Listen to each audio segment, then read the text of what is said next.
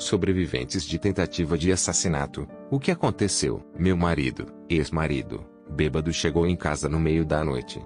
Enquanto eu dormia, ela estava irritado comigo por alguma razão desconhecida e me colocou em cima na cama e me estrangulou a ponto de pensar que tinha me matado. Quando cheguei, ela estava sentado ao lado da cama, chorando. Ela tinha me sufocado tanto que eu tinha quebrado os vasos sanguíneos em meus olhos. Nunca mais passei uma noite sob o mesmo teto que ela, e nós divorciamos logo depois. Não eu, mas minha mãe. Um homem entrou em sua casa pouco antes da hora do almoço e esfaqueou ela e sua empregada várias vezes. Ellie também continuou a esmurrar os dois enquanto os esfaqueia. Por fim, Ellie se cansou e foi embora. Minha mãe se fez de morta. Então, quando ela tinha certeza de que eles estavam sozinhos, ela verificou na empregada para ver se ela ainda estava viva. Os dois sobreviveram ao ataque, mas a polícia nunca encontrou o cara. O problema é que minha mãe conhece o cara. Ela é dona de uma floricultura e tinha duas pessoas trabalhando para ela. Uma delas é este simpático cara gay. E esse cara tinha um namorado. Foi o namorado que atacou minha mãe. E minha mãe me disse que ela estava pedrado e estava procurando por dinheiro. Parecia que seu namorado não queria lhe dar dinheiro naquele dia.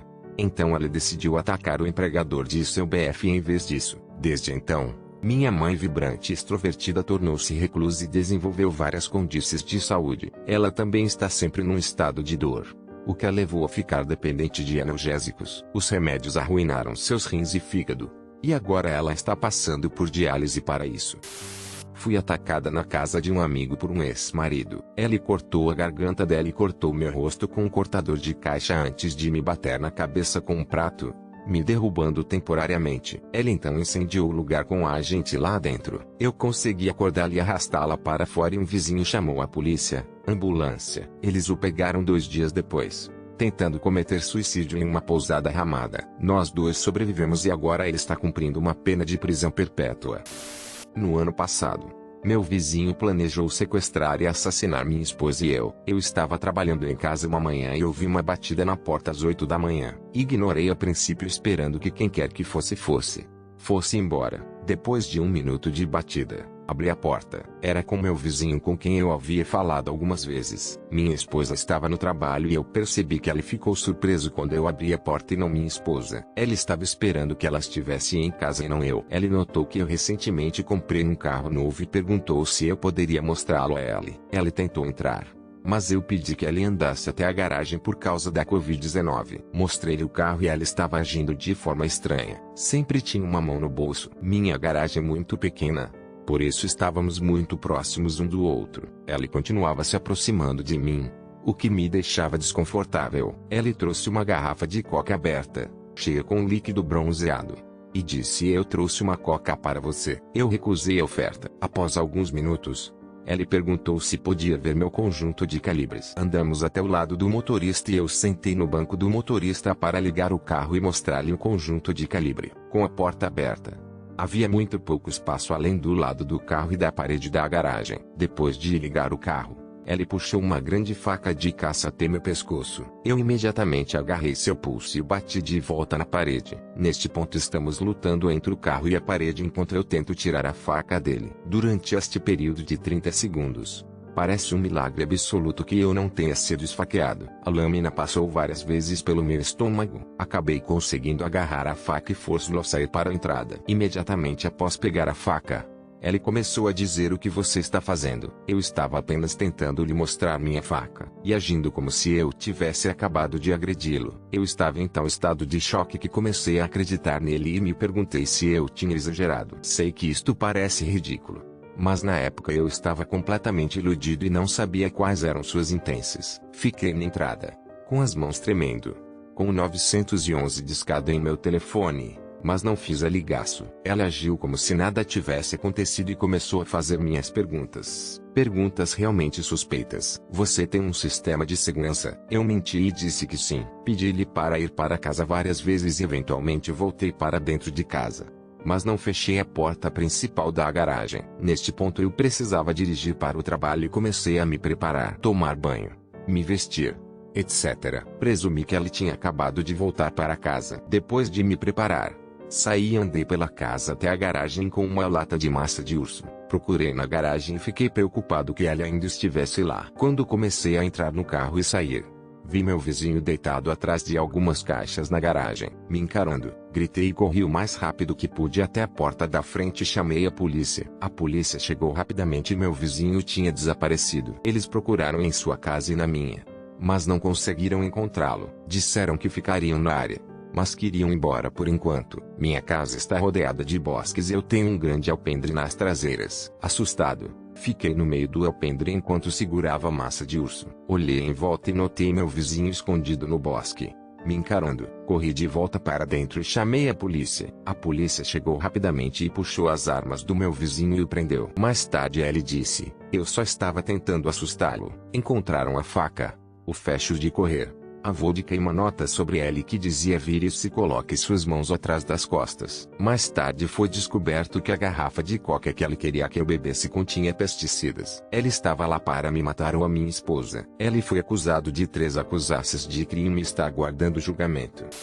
Isso aconteceu durante meu primeiro ano na universidade. Vivi com 3 colegas de quarto no meu dormitório. Alguns meses no primeiro semestre, um de meus colegas de quarto teve um colapso mental e tentou me estrangular enquanto eu dormia. Acordei com suas mãos ao redor de minha garganta, seu joelho no meu peito e um olhar desorientado em seu rosto. Tentei empurrá-lo de cima de mim, arranhar seu rosto, etc. Mas para saber o que fazer, meus olhos começaram a escurecer.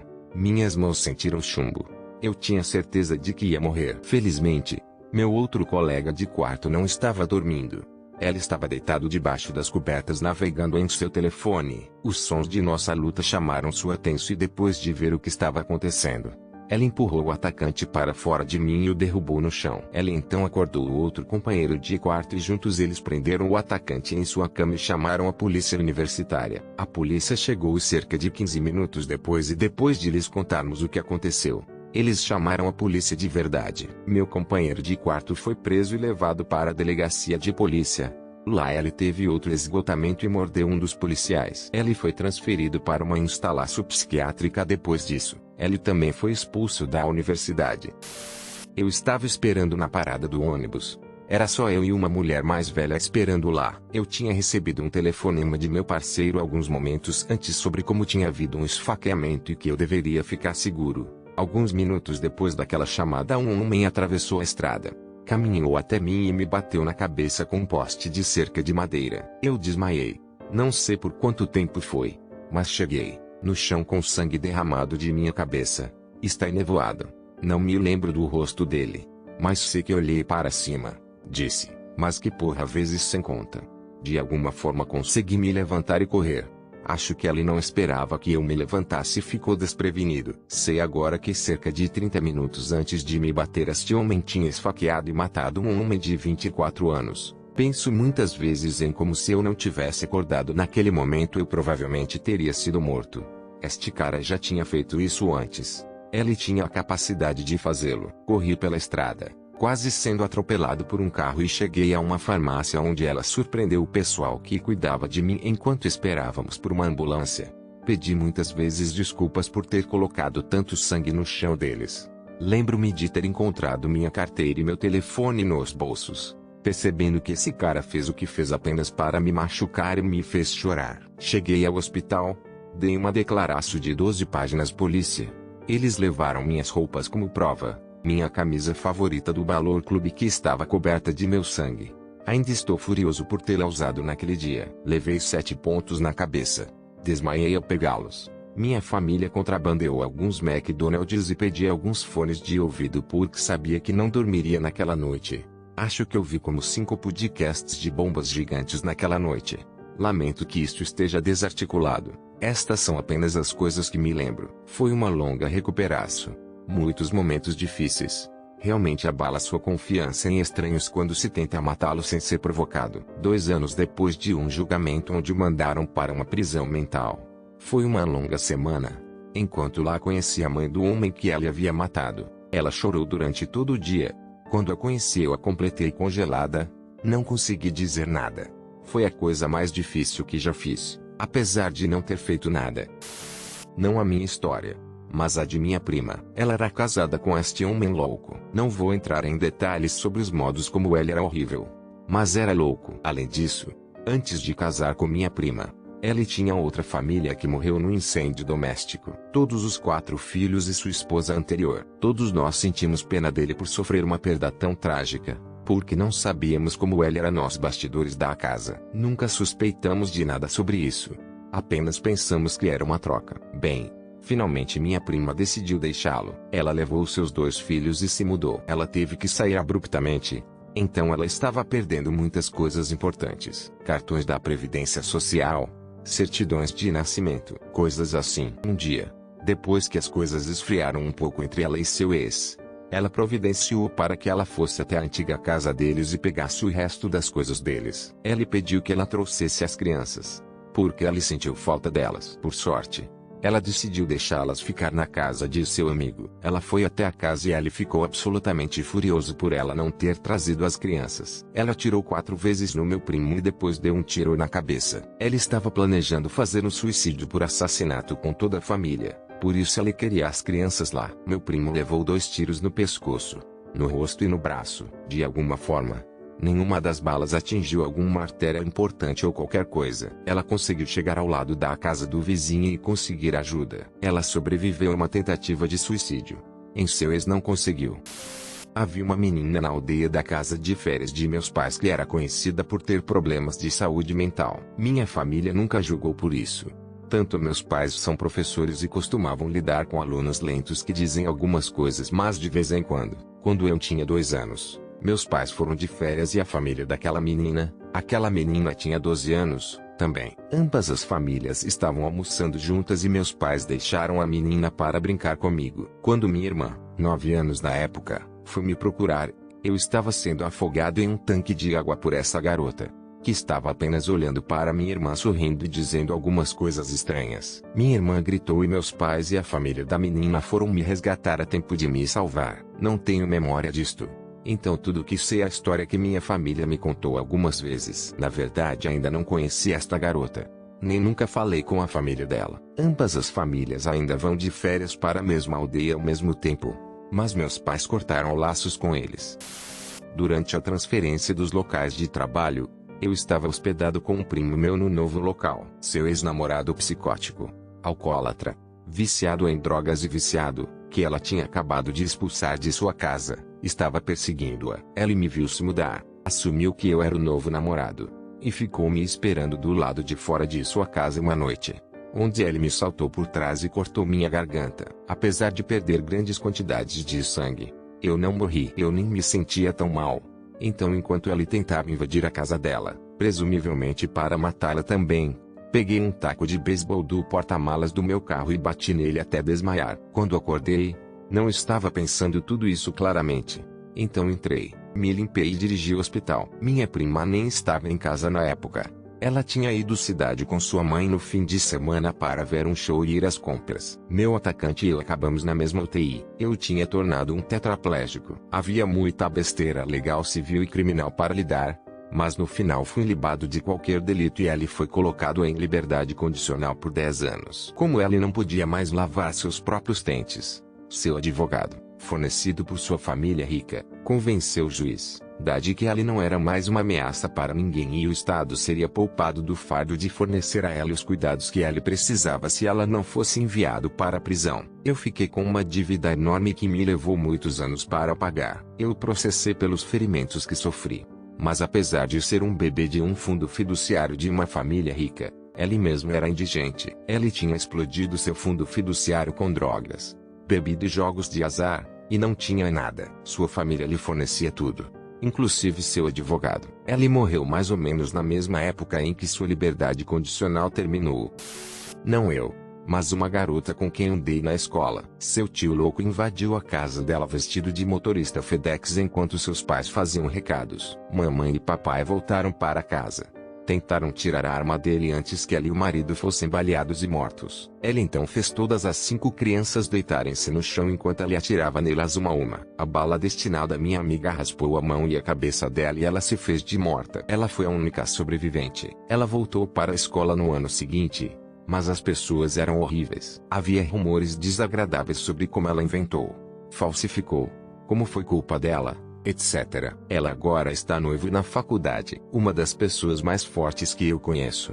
e tão querida. As pessoas são horríveis. Eu estava em uma festa e estava conversando com um cara. Meu ex-namorado viu isso. Estava chorando e me atraiu para uma sala onde ele trancou a porta. Continuou a me bater e depois tentou me estrangular. Eu estava gritando por minha vida, mas ninguém podia me ouvir por causa da música na festa. Enquanto isso, outro amigo estava procurando seu casaco que tinha seus cigarros dentro. Acontece que ele estava na sala em que estávamos. Ele percebeu que a porta estava trancada e pediu ao dono da casa que pegasse a chave do quarto. Quando destrancaram a porta, eles me encontraram sendo estrangulado pelo meu ex, mas conseguiram tirá-lo de cima de mim a tempo. Sempre agradeço às minhas estrelas da sorte que aquele amigo precisava de um cigarro quando fazia, provavelmente salvou minha vida. Meu pai tentou me sufocar até a morte. Eu lutei contra ela e o espanquei. Foi a última vez que ele colocou as mãos em mim. Mas os outros abusos continuaram. Ellie morreu há 12 anos de câncer. Eu lutei contra o PTSD e o alcoolismo até que Ellie morreu. Fiquei sóbrio e não tomei uma bebida desde que Ellie morreu. Vejo um terapeuta e tomo medicamentos. Vou lá e agora trabalho com viciados e pessoas maltratadas. Também optei por não ter filhos. Não tenho nenhum desejo de arruinar um humano e tenho muito medo de ter se tivesse um filho. Minha mãe, que também era uma abusadora, morreu há 3 anos de um ataque de calorimetria. O que eu fiz? Sobrevivi a eles. Eu nunca cedi. Eu cresci, curei e agora ajudo outros sobreviventes. Bem, anos e anos atrás, quando eu estava na escola primária, um novo aluno velho e eu fui essencialmente designado seu amigo. Avancei rapidamente há alguns meses e estou tendo um único encontro de jogo que já tive com Ellie, durante o qual Ellie tentou jogar dardos, do tipo que fura a parede, na minha cabeça. E alguns minutos depois me persegue gritando segurando um ramo surpreendentemente grande. Sua mãe não se importou, embora ela tenha telefonado, com uma calma perturbadora, para minha mãe quando eu pedi para sair. Rápido, alguns dias adiante, ela está sendo expulso da sala de aula e não mais permitido perto de mim porque o professor o pegou escrevendo uma carta detalhando todas as formas que ele planejava torturar e eventualmente me executar. Quando a escola tentou testá-lo, sua mãe o puxou para fora e o enviou para uma escola particular. Ele também ameaçou amarrar-me no bosque algumas árvores próximas a um estacionamento, perto da escola e voltar à noite com uma faca. Uma espécie de ameaça constante de assassinato. Mais do que uma tentativa de assassinato consertado real. Além da cena da data da peça. De alguma forma eu não fui especialmente afetado por todo aquele fiasco. Honestamente eu estava meio que em algum lugar no reino do mal-estar. Embora quando me lembrei dele, alguns anos depois, admito que tive algumas noites sem dormir. Possivelmente uma visão alucinógena dele rastejando em um teto. Mas logo depois superei isso. Isso que eu acho. Os vizinhos me ouviram e ao meu agressor que vivia argumentando lutando, enquanto eu estava sendo encostado a uma parede e estrangulado. Meus vizinhos chamaram a polícia e os policiais vieram. Mas o meu criminoso os convenceu a pensar que era um mal-entendido e que estava tudo acabado. Eles foram embora, mas um policial teve um mau pressentimento. Abençoado seja seu coração. Ele me disse depois, que ela esperou lá fora. Meu criminoso veio até mim, arrastando uma faca ao longo da parede que fazia um som metálico assustador de filme de terror e eu gritei. O policial quebrou a porta e me salvou e prendeu meu criminoso. O criminoso passou 3 meses em uma instituição psiquiátrica porque admitiu que queria me machucar um pouco mais. Para esclarecer, estou dizendo porque eles não merecem ser reconhecidos pelo nome, sexo ou relacionamento comigo.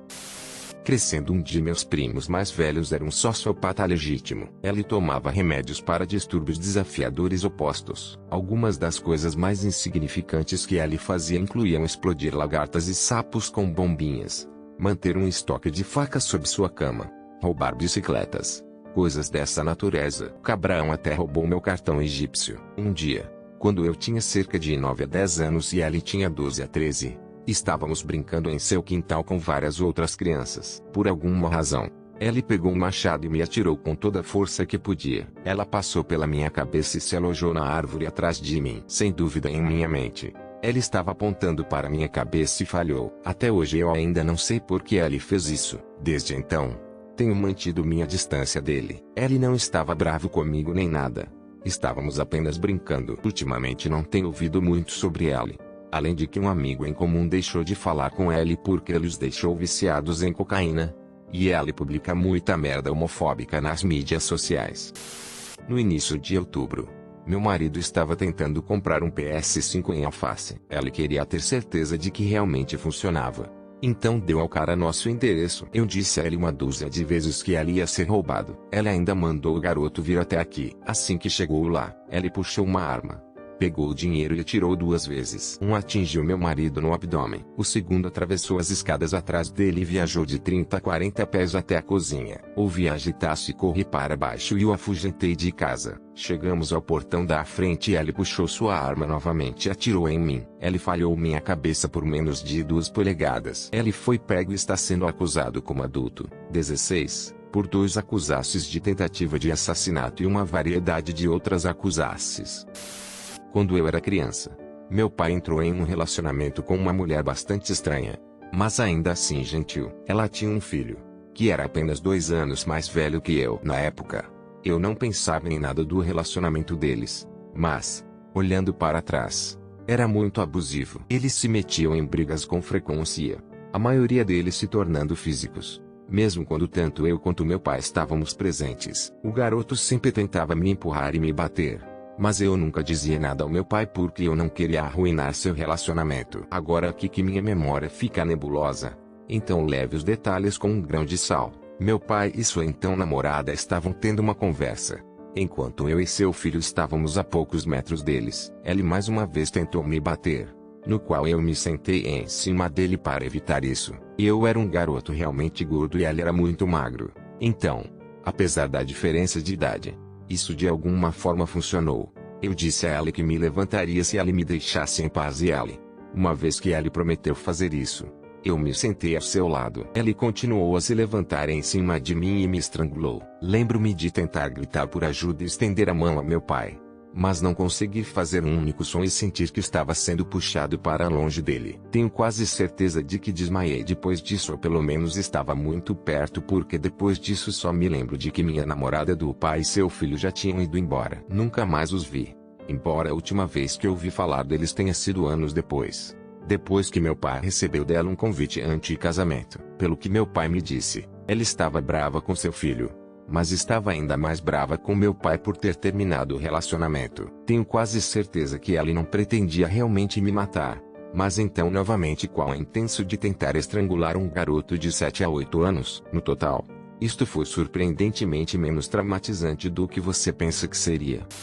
Quando eu estava vivendo no exterior, um homem invadiu meu apartamento. Ela entrou pela janela do meu apartamento do estúdio por volta das 5h30 da manhã. Graças a Deus, eu estava acordado. Ele começou a me atacar e tentou me estrangular. Consegui lutar com ele, colocando meus pés no peito e empurrando com todas as minhas forças. Isto aconteceu algumas vezes. A única coisa que ele dizia era: "Você morre. Você morre." Ele era esbelto e acho que não estava muito preparado, e acho que ele não esperava que eu lutasse. Em parte, quando percebi que ele não estava desistindo, foi quando realmente comecei a ficar assustado e a pensar para mim mesmo que precisava de um plano e sair de lá. Meu amigo morava aqui ao lado, então decidi que ia fugir. Uma vez que me levantei, ele saiu correndo pela janela. Peguei meus óculos e meu telefone e corri para o apartamento do meu amigo. Felizmente, ela estava acordada. Contei a ela o que aconteceu e ela disse: "Você tem que chamar a polícia nessa altura."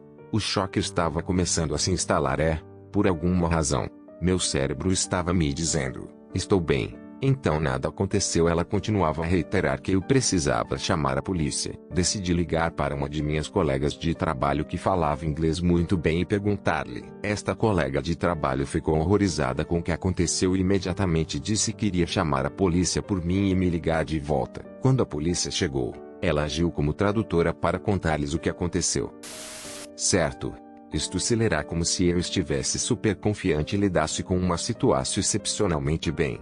Mas na realidade eu lidei com ela incrivelmente mal e a maneira como ela se desenrolou pura sorte. Eu estava em um clube com uma garota que eu acho que se chamava Caroline como não tenho certeza e foi há 28 anos, vou me referir a ela como Caroline. Estava indo bem, exceto que eu estava muito bêbado e quando saímos para passar algum tempo juntos, sentei-me em um banco e vomitei. Ela sentou-se comigo por um tempo e queria me acompanhar a casa, mas eu não lido bem com vômitos, e era sua noite, com muitos de seus amigos no clube.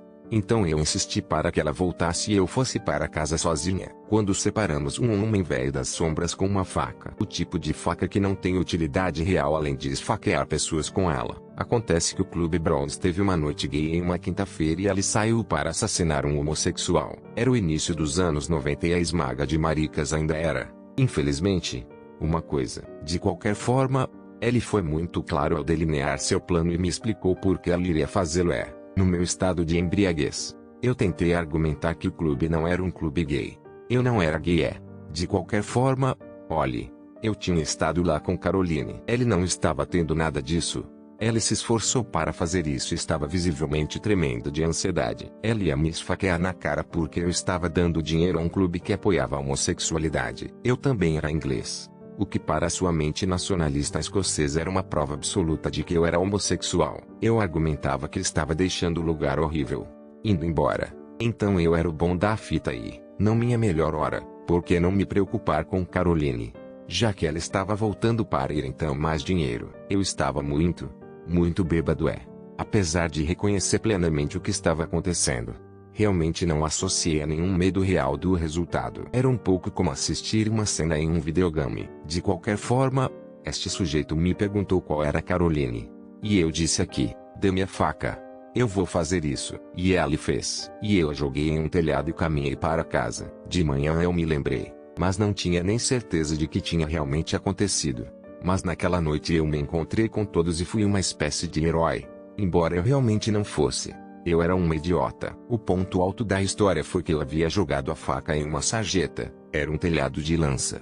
Colocar uma faca sobre ela não era um método confiável e eficaz de descartá-la. Ela deveria, por direito, ter acabado de voltar. E então eu me afastei com muita calma. Na realidade eu me virei como havia jogado a faca.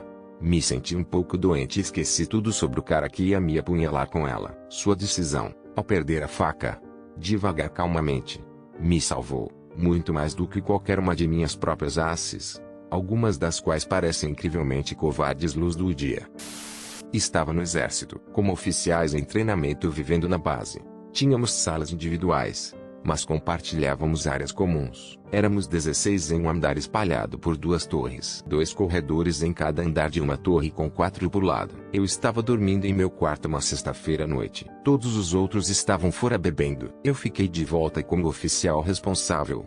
Portanto, essencialmente tinha o dever. Um cara no meu corredor com um suspeito problema de bebida voltou totalmente engessado e arrombou a minha porta. Tirou-me da cama e me segurou no ponto de rifle durante o que parecia meia hora. Outro vizinho voltou e conseguiu convencê-lo a descer. Fui dissuadido de apresentar um relatório oficial pela minha cadeia de comando, pois o cara tinha acabado de terminar com a namorada da base. Foi forçado a fazer mediaço com ele. Ao invés disso, com o Chaplin da base como uma diferença de personalidade. Pouco tempo depois, eu tive alta médica com o PTSD.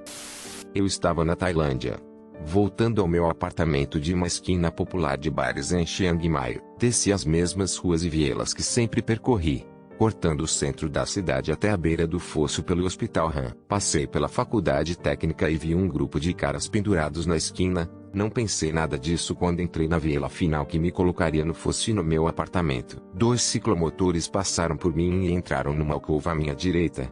E quando passei por ela eles fizeram zoom e me cortaram. 4 caras saltaram de suas bicicletas e um se aproximou e disse: "Para onde você vai?" E me enfeitou na cara. Como eu penso, esse filho da puta realmente me deu um soco na cara? Eu olho para cima e ele tem o braço para cima e segura algo, em um movimento oscilante.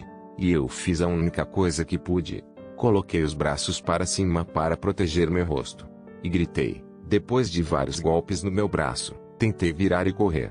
Mas os amigos dele estavam lá para me impedir e continuei cortando minha fuga. Depois de alguns minutos, não poderia ter sido menos, tudo ficou um pouco bagunçado.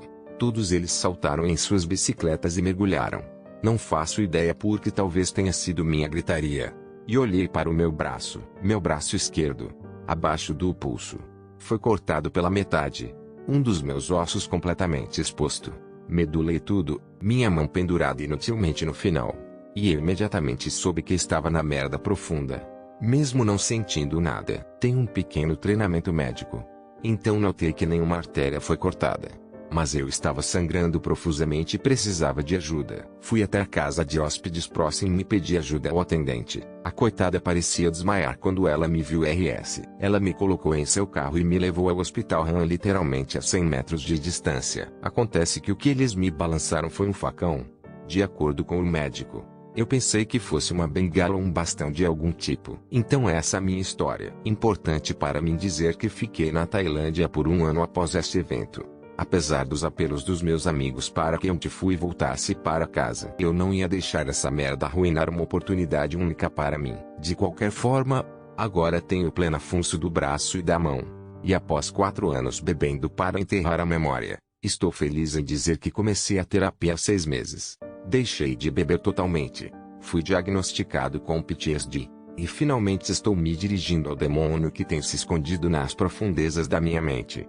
E esse filho da puta tem seus dias contados. Obrigado por ler minha história. Uma história que tive a coragem de contar por completo recentemente. Em vez de passá-la como merda acontece. Paz e amor. Vermelhos. Eu e minha irmã costumávamos discutir muito. Tivemos uma particularmente ruim. Recuamos até o meu quarto quando ela começou a ficar viciosa e física. Achamos que ela aceitaria a vitória. Fechou minha porta e deitou-se. Acabou cochilando. Acordei um pouco mais tarde ouvindo a porta aberta. Enquanto eu me orientava, percebi que ela estava no meu quarto, contornando minha cama em direção ao meu computador, quase o único e bem valioso que eu tinha. Dei-lhe um pontapé mais forte do que eu provavelmente estaria disposto a fazer enquanto realmente estava acordado. Ela cambaleou de volta e largou algo, cuspiu-me alguns palavrões, e fugiu quando eu gritei repetidamente para que ela saísse. Apenas alguns minutos depois, o que ela deixou cair foi uma faca. Uma das facas de cozinha afiadas. Eu tinha uma cama grande porque estava livre. Então dormi de lado, mais perto do meu computador. Ainda não sei ao certo se ela estava indo para o computador, ou se estava indo para mim. Mas, pouco tempo depois disso, ela foi passear bêbada com um amigo. A polícia foi chamada. Nossa mãe foi chamada da casa do namorado. A irmã tentou roubar o carro do namorado. E a mãe finalmente lavou as mãos dela. Acabou indo para um orfanato. Ou assim eu entendi. Ela tinha uns 14 anos na época. Sobre isso, eu tinha 16 anos. Em 1998 eu estava caminhando com 2 amigos para a loja da esquina depois das aulas. Depois de sair com um braço cheio de petiscos e doces, estávamos prestes a atravessar a rua. Quando dei por mim, estava acordando no hospital. Vim a descobrir que fui atropelado por um caminhão Mack carregado a 30 mph. As crianças que estavam comigo disseram à polícia que eu corri para a estrada. Dei meia volta, gozei com elas e fui atingido. Eu tinha 10 anos de idade. Aos 20 anos, aprendi com um amigo mútuo que uma das crianças que estava comigo tinha me empurrado para o trânsito. Eu considerava um bom amigo na época. Foi duro ir à escola apenas semanas após o incidente. Depois de ter sofrido 2 fraturas no crânio, me recuperei bem. Mas, os rumores na escola e nunca saber a verdade foram problemáticos e pesaram muito sobre mim. A pessoa que me empurrou está agora na prisão por conta de agressão agravada. Infelizmente, ele não foi acusado nem julgado pelo que me aconteceu. A polícia local se recusou a reabrir o caso 20 anos depois. Eu me sentiria muito melhor se pudesse obter justiça. Eu sou um cara mais velho e este jovem, filho de um de meus amigos, estava com a sorte embaixo. Não consegui encontrar um emprego estável, pulando de emprego em emprego, etc. Ele sempre foi um pouco estranho, mas quieto.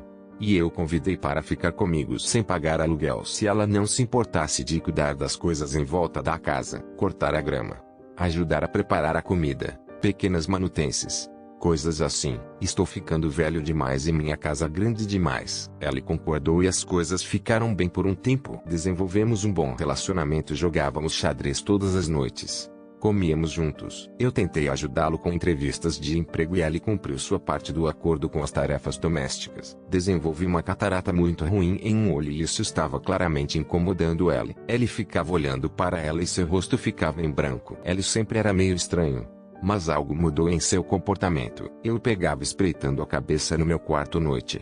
Quando ele pensava que eu estava dormindo, ele parou de comer comigo e se retirou para o seu quarto. Após cerca de 1 semana, acordei no meio da noite. Eu sabia que ele estava em meu quarto, mas não consegui vê-lo. Você sabe aquele sexto sentido quando você pode simplesmente sentir que alguém está ao seu lado? De repente, Sou jogado da minha cama e ela está em cima de mim, tentando me sufocar com meus próprios lenços de cama. Eu gritei tão alto que os vizinhos ouviram e chamei a polícia. Consegui sair de seu controle, trancar-me no banheiro até a chegada da polícia. O momento mais assustador da minha vida. Quando o prenderam, ele continuou divagando sobre meu olho. E vozes no céu e no inferno. Da última vez que soube, ela estava em uma instituição de saúde mental.